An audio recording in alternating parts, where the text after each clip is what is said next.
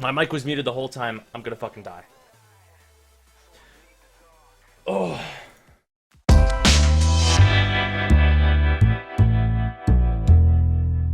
Alright, hello and welcome to another Devstream breakdown. So, I'm not gonna lie.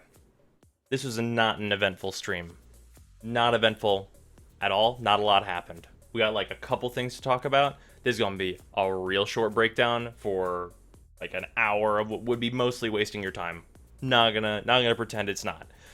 So, let's just get started. They did like some stat trivia stuff that I find interesting. I cut most of the stuff they asked and answered because it was just like useless nothing.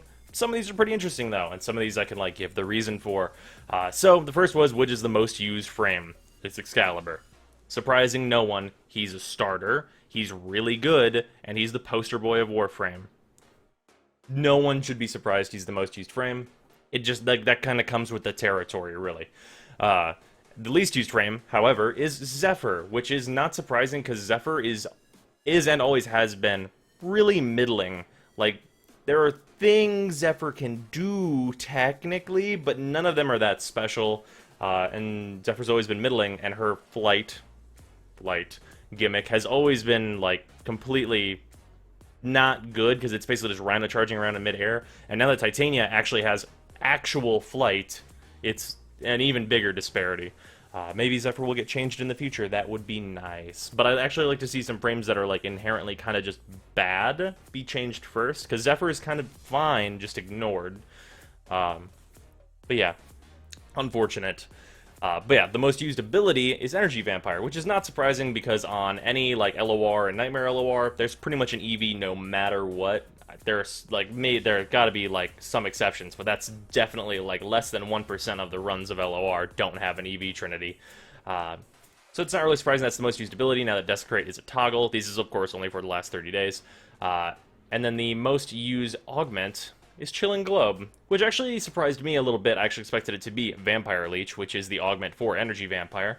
But Chilling Globe is not that surprising coming out on top because it's being used for like ODD, like hard, like just camp up, run that a shit ton, and just farm relics, because ODD has been a really good relic farm for a lot of people.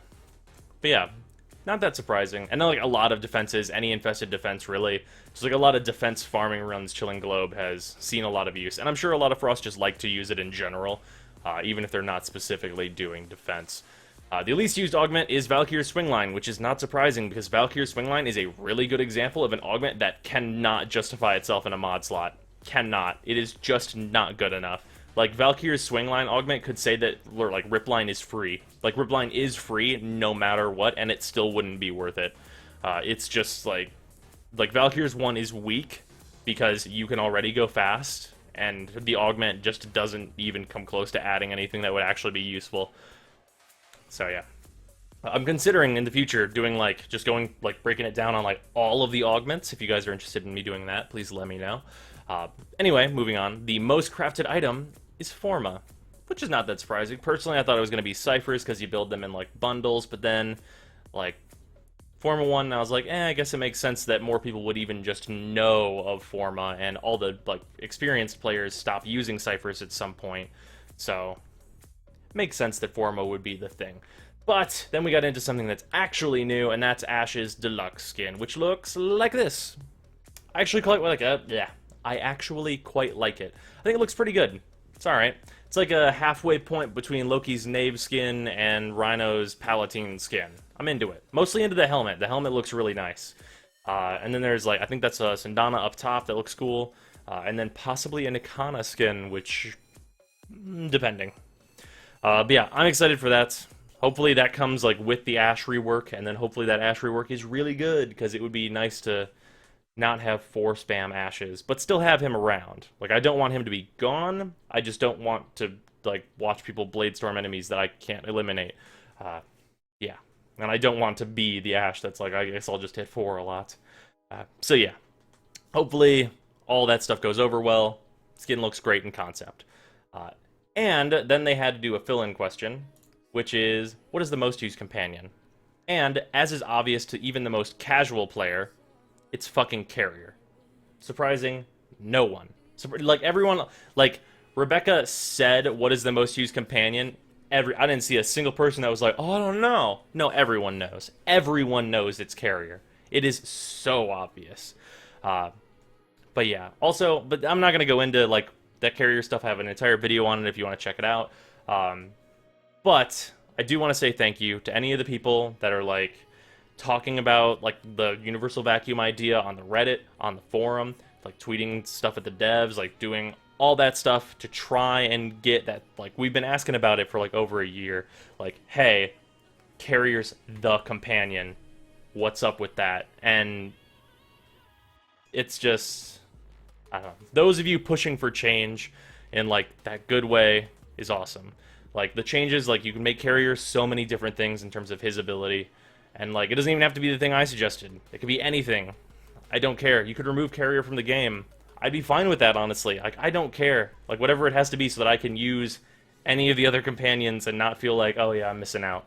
That's unfortunate. But yeah. It's unfortunate. But yeah.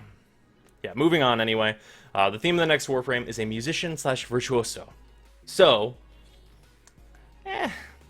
the big reaction I've seen from this is that, well, hey, that's kind of Banshee's thing.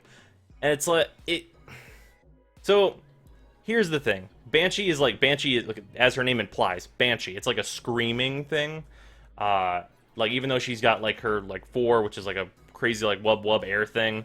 Like, that stuff's all cool and all, but I don't think that, like, whatever musician frame we're gonna get is gonna, like, overshadow Banshee, because hers is, like, offensive screaming, whereas I think whatever we're gonna get is gonna be kind of more in the vein of Lucio, which is like, oh, healing music, what are you doing? Oh, it's a bard, it's a buffing Warframe, you be near him and he plays music and things happen that are good. I think that's kind of what we're gonna be getting, but hard to say. And then the only other important thing is War Within, which is September. We've got a lot of months that War Within was supposed to come out in, though, so I don't know if I'm holding my breath on that so far for that. But yeah. We did get a poster, though, and it was blown up into this. So this is, like, a wallpaper-sized one. If you guys want this, you can find it on the Reddit. Go give that guy your upvotes or whatever. He did a good job making it into a wallpaper. And anyway, the interesting thing about this to me is that there are only 3 fingers. Three fingers and a thumb, for those of you that are unaware. Which means it's definitely not our operators or the Lotus doing that. Like, that hand is not the operators or the Lotus or Teshin. Wait, I might have to double check on Teshin. So that kind of narrows down, like, who that can be and all that. Yeah, there's kind of like a specific thing that this made me think of, which the kind of vibe that I get from this poster, I'll post the link to it in the description. You guys go check that out, because it's just like a short 30-second thing. But yeah, hopefully the War Within is really good, because I mean it kind of needs to be, really. Like, it's been so long. Like, at what point does the War Within just launch with this musician Warframe, really? That would be really sad. But yeah, it's a real short Devstream breakdown. I'll see you guys tomorrow. Sorry it was a day late. I had like, work stuff. Like, I normally work on, like, Sundays and stuff, so I couldn't actually watch this live, so it couldn't come out on Sunday, so I'm sorry about that. So I'll see you guys tomorrow.